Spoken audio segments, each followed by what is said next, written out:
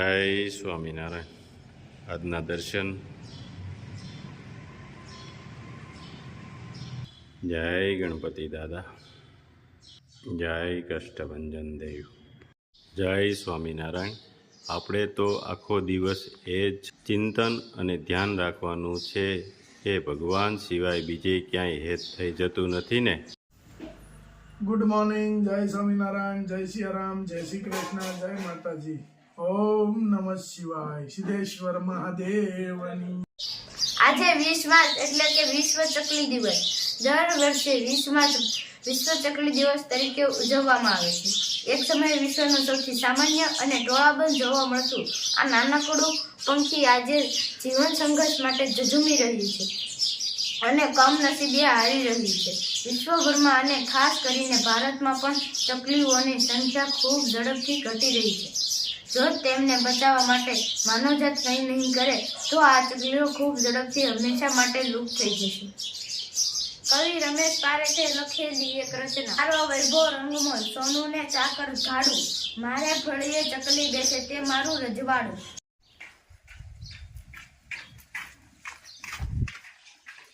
જય સ્વામિનારાયણ.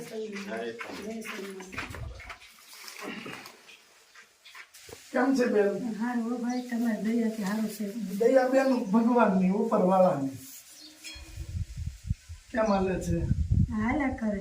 મજૂરી હાલે છે? નહીં, મજૂરી તો અત્યારે તો ન હાલે. બધું કામ પૂરું થઈ ગયું એટલે ખેતરમાં તો હવે ખેતી કામ તો પૂરું થઈ ગયું છે એટલે હવે કાંઈ મજૂરી હાલે નહીં.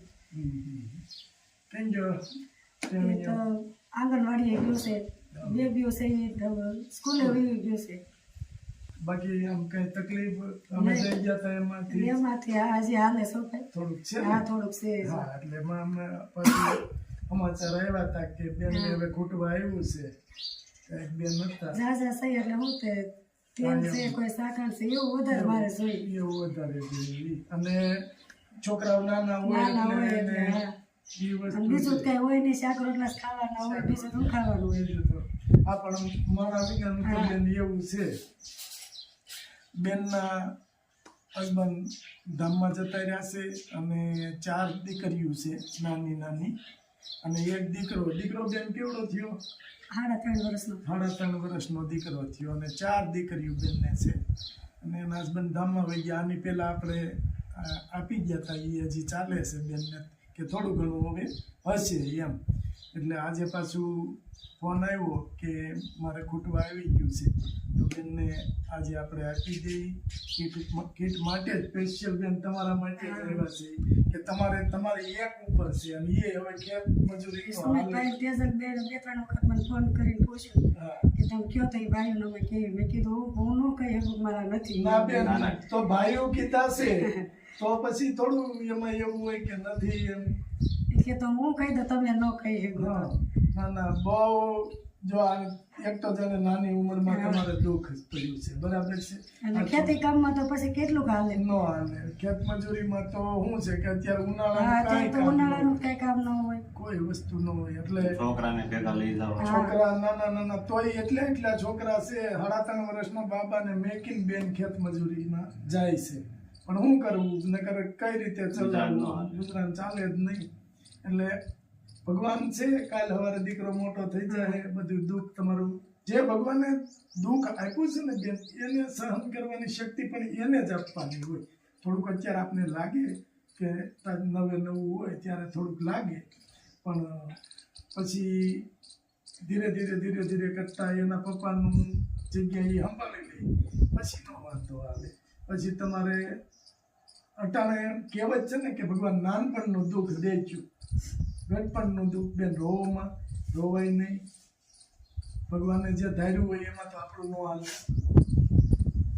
અને આ તો હું તો કહું, નાનપણનું દુઃખ છે ને એ આપણે સહન કરીએ કે બુઢાપામાં દુઃખ આવ્યું હોય ને તો એ ન થાય. અને કાંઈ ઘટે તમે તાર ફોન કરી દેજો. તમે ભાઈઓ કહો છો તો પછી તમારે ક્યાં ઉપાધિ કરવાની રહી. અને મહારાજની દિયા છે, મહારાજની દિયાથી તમારા ભાગીનું ક્યાંય ને ક્યાંયથી આવી રહી છે, પછી હું કેમ તમે ઉપાધિ કરો છો? કાંઈ ભણવાનું ને એવું કાંઈ ઘટે? એ તો બધા અહીંયા પ્રાથમિકમાં હોય હા, સરકારી પ્રાથમિક સ્કૂલો. શાળા એટલે એમાં એમાં આપણે લાવ્યા હતા ગયા વખતે. હા, કાંઈ ઘટતું હોય તો કહેજો. ભણે ને એટલું ભણાવજો. અને દીકરીઓ શું છે કે ભણતર હશે ને તો એ એની જિંદગીમાં સુખી થાય, તમારે ઉપાધિ અને ભગવાનની દયાથી કોઈ ન કોઈ આપણે મોકલે છે. એટલે તમે અને નાના બચ્ચા હોય એમ બેન તમે રોવો ને તો એને એમ દુઃખ લાગે. પેલું ઓલી ફેરે આવ્યા તો 3.5 વર્ષનો બાબલો એના મમ્મી રોવા મળ્યા તરત નો આમાં હોડે લોહી નાખ્યા. બહુ સમજદાર છે એ. અને એ તમારું એક દિવસ તમને એટલું સુખ ભગવાન દેવડાવશે ને એના હાથથી કે તમે કલ્પના નહીં કરી હોય. કઠણ તો ઘણી થઈ જશે પણ તોય રોવાય છે. ન રોવે. જે નાની દીકરીઓ છે ને એને વધારે લાગે. ના ના, એવું કઈ જરૂર હોય તો તમે કહી દો. તેજલબેન ને કહેજો બસ. હા બસ એને કહેજો, તમે ન કહી શકો તો. એટલું આવે છે પણ મારે ઘણું હતું ભાઈ. હા, અને તમારા ભાઈ જ છે ઈ બેન, પછી તમે કામ ઉપાધિ કરો છો. એટલે જો આજે આ બધું આપણે લાવ્યા છીએ અને બેન વસ્તુ આપણે આપી છે એ કેવી છે? સરસ છે વસ્તુ બધી હો. હા, અમારે ઘરે જે ખાઈ ને એ જ વસ્તુ ના, આપણે વસ્તુ બધી સારી છે. સ્ટાન્ડર્ડ વસ્તુ જ લેવાની. કારણ કે તમારે શું છે કે બચ્ચા ખાવાના છે. કાલે સવારે કંઈક જેવી તેવી વસ્તુ ખાય અને નાના છોકરું બીમાર પડ્યું હોય તો તમારું એ કામ બગડે, હા. છોકરાને તબિયત બગડે, એને દુઃખી થાય એ આપણે જોવાનું. પણ નહીં, અમે બધી વસ્તુ સારામાં સારી કે જે અમે ઘરે ખાઈએ છીએ એ જ વસ્તુ લાવીએ છીએ. ને આપણે આ કીટ આપી છે નિકિતાબેન વરુણભાઈ પટેલ, એને આશીર્વાદ આપો. એનું સારું કરજો હો વરના થાય ભગવાન એને જાજુ આપે. અને એ બેને એક મને કીધું છે કે બેનને શાકભાજીના કે કંઈ ઘટતી વસ્તુના 1000 રૂપિયા એને આપજો.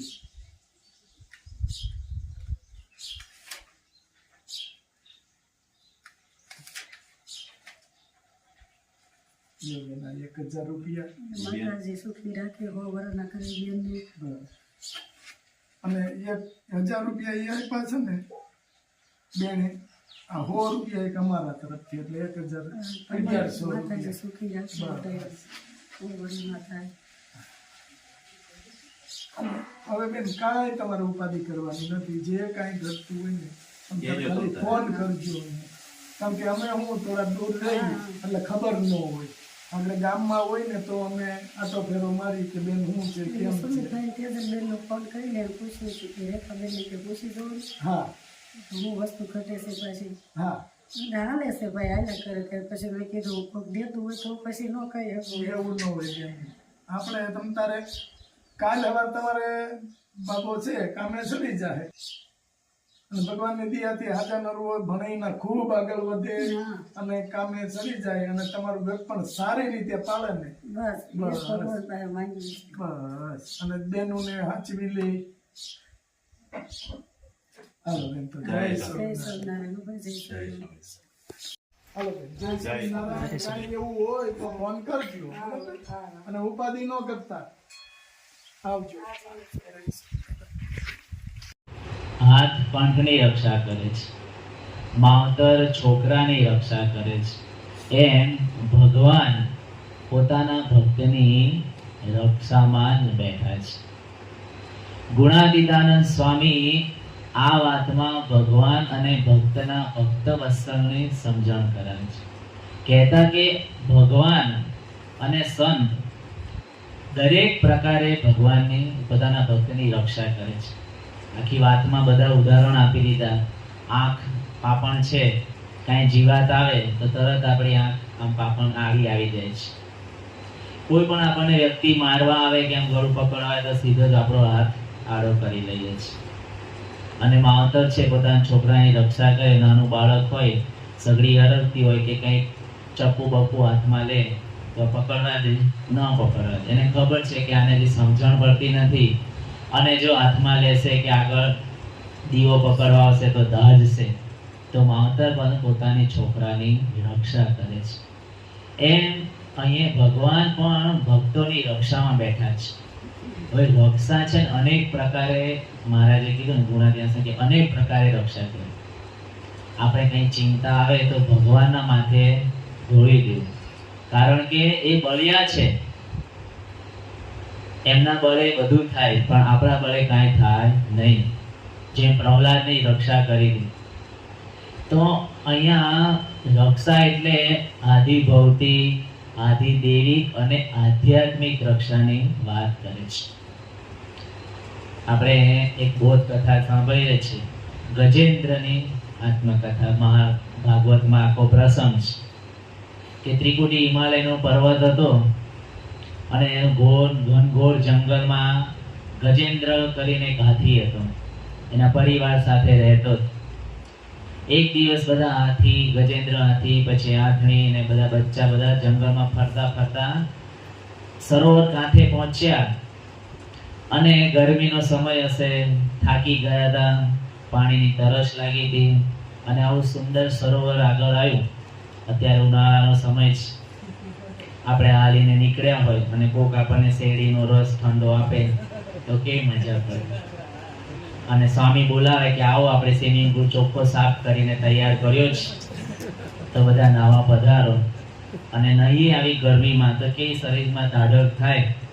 એમ આ હાથી પોતાના પરિવાર સાથે ત્યાં સરોવરમાં ગયો, પાણી પીધું અને મોજમાં નાહતા.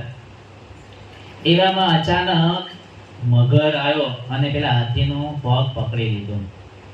હાથી અને મગરનો ઘણો સંઘર્ષ ચાલ્યો. બંને પગ છોડવા માટે ઘણા બધા પ્રયત્ન કર્યા પણ પગ છૂટ્યો નહીં. એટલે ગજેન્દ્રએ ભગવાનને પ્રાર્થના કરી અને ભગવાન પોતાના ધામમાંથી, તો ભગવાન પોતાનું આસન, સિંહાસન એટલે કે વાહન, ગરુડ એમનું વાહન હતું, એ તજીને એક હાથીની પ્રાર્થના સ્વીકારીને પાળા પધાર્યા, એટલે કે ચાલીને આવ્યા, દોડીને આવી ગયા. તો જો સાચા હૃદયથી હાથીએ પ્રાર્થના કરી તો ભગવાન એની રક્ષામાં પધાર્યા. અને પછી ગજેન્દ્રએ સૂંઢથી ત્યાં સરોવરમાં કમળ ખીલેલું હતું, એ કમળ તોડી અને ભગવાનના ચરણોમાં મૂક્યું અને ભગવાને પછી ચક્ર વડે પેલા મગરનું મોઢું કાપી નાખ્યું અને એનો પગ બચાવ્યો. તો આવી રીતે ભગવાનને પ્રાર્થના કરવાથી ભગવાન આપણી રક્ષામાં બેઠે છે.